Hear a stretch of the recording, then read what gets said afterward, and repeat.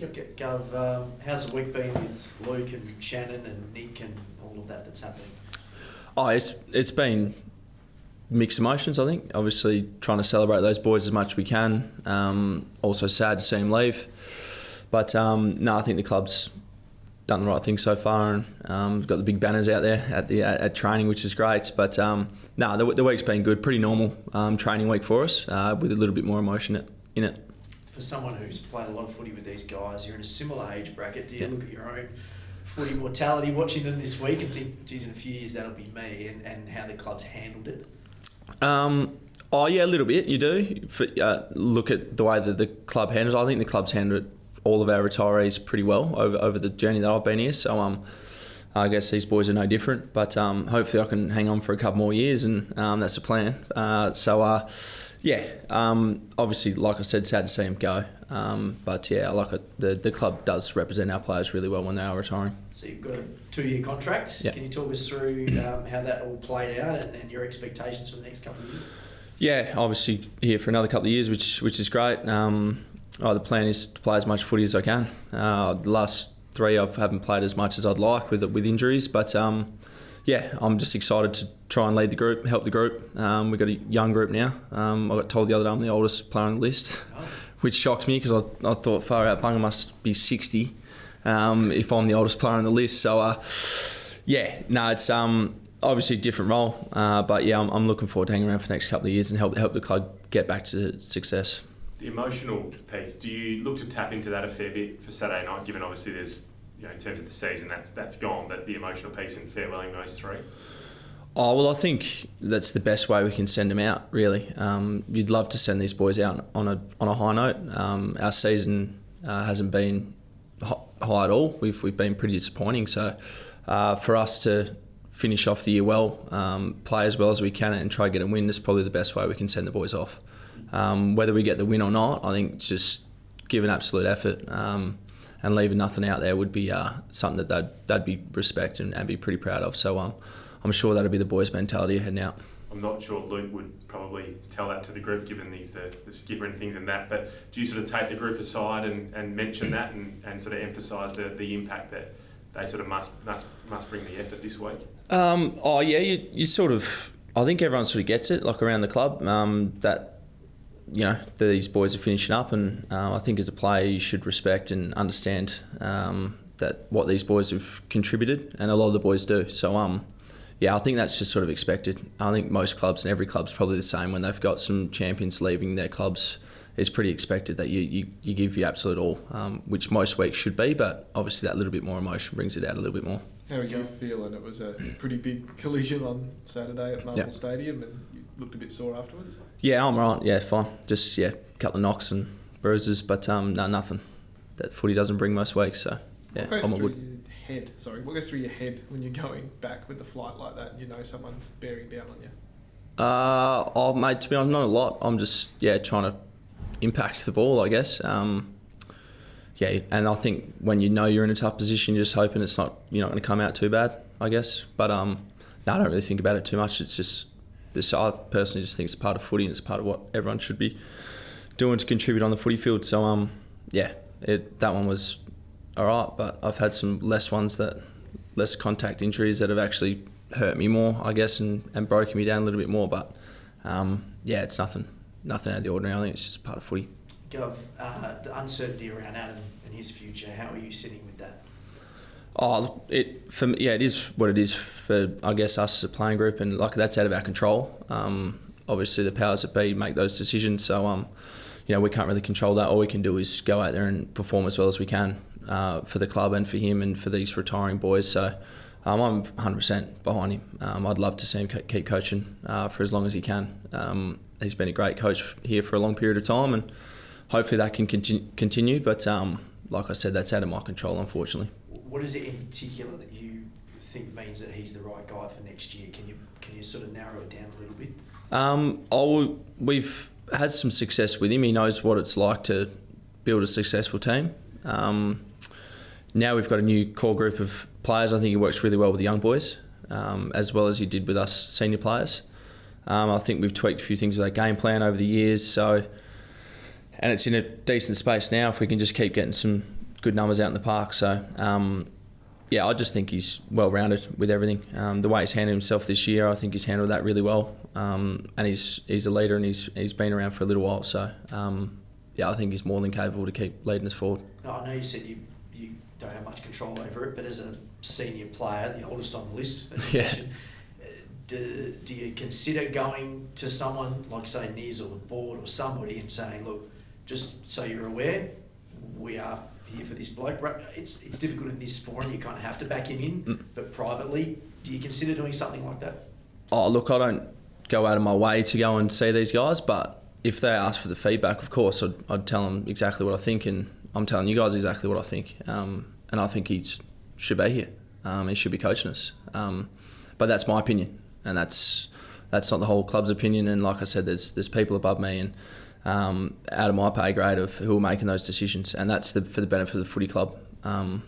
So yeah, as much as I'd love to pick it myself, that's not up to me.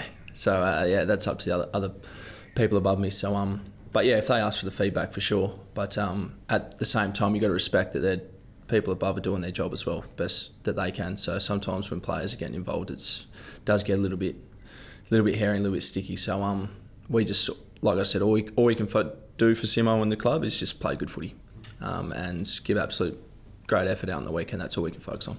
Facing Adelaide on Saturday, has there been much talk this week around that round 13 game, or is that something you sort of put to the side with a few more players out in the park this weekend?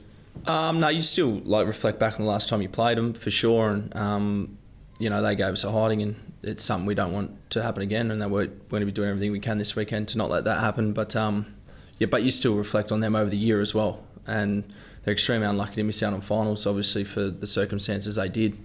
So you feel for them a little bit, but they're the way we're looking at them, they're a top 8 side, and their best is really, really good. So we'll be expecting that in the weekend. Your brother signed at Carlton for another 2 as well. How much did the possibility of you two playing together weigh on either of you? Was it ever a conversation you've ever had with each other? Oh yeah, we've always sort of had little conversations. Nothing's ever come to fruition with it.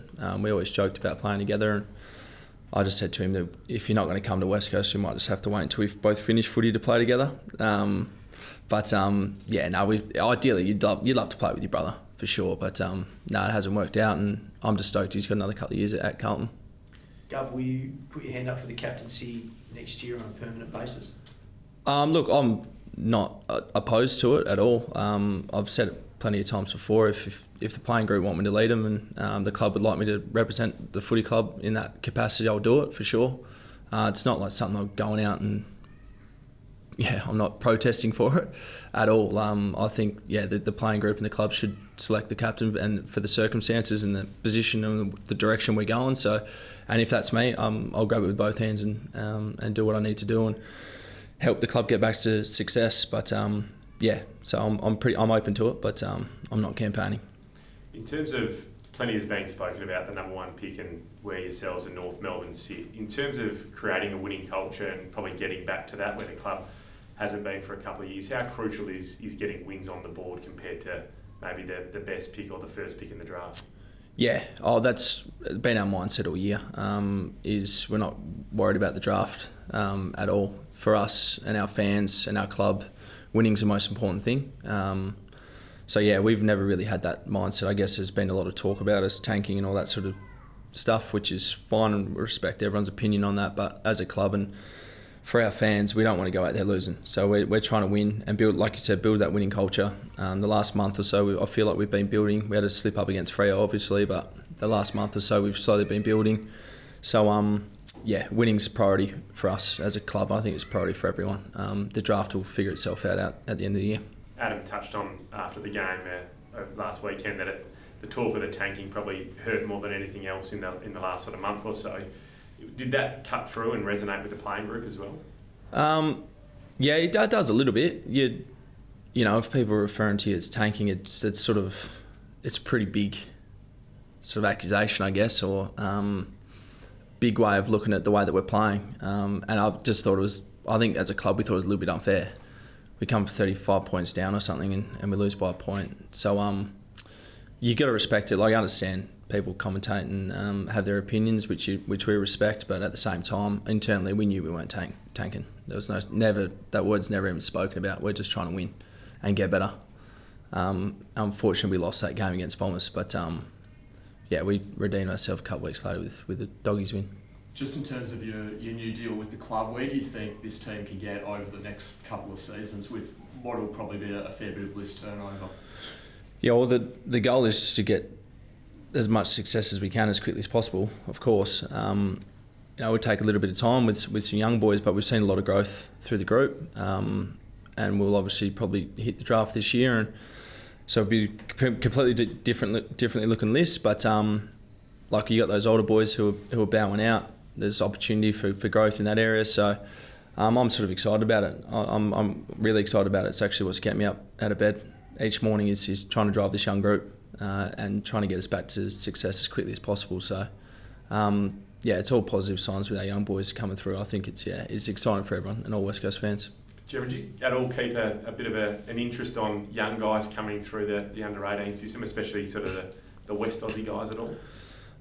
You have a little bit of a look. I've got 3 of my own kids I'm trying to keep an eye on. You sort of do have a bit of a look at the young under-18s kids. And there's been a fair few. We got obviously 2 really good ones last year. Through the draft. So, hopefully we pick a couple more up this year would be great. But at the same time, that's someone else's role at the footy club for them to make those decisions. But, getting a couple more WA boys, wouldn't it? There's Daniel Curtin, pretty highly touted as a potential top 5 pick. Have you seen much of him or heard much of the Claremont product? Yeah, I've heard of him, a bit. It's good to hear from the Mighty Tigers. The big footy factory down there. He's obviously spoken about a fair bit. I wouldn't know with our recruiting on how highly they rate him. I'd imagine he'd be up there for sure. So if he comes to the footy club, that'd be awesome. There's some talk he plays a bit of football like yourself. Could you see almost a succession plan in, hopefully it might be a few more years than 2 to yourself, but maybe he comes in and potentially takes the void of yourself in a few years' time?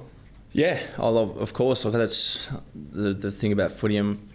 Winston doesn't go forever, and it won't be forever for me. So if he can come in and play a role for sure and push me other side, that's what footy's about really, and that's how we're going to grow and get better as a team. So if he does come in, that'd be great. Either way, if he just gets an opportunity, that'd be awesome for him as well. Anyway.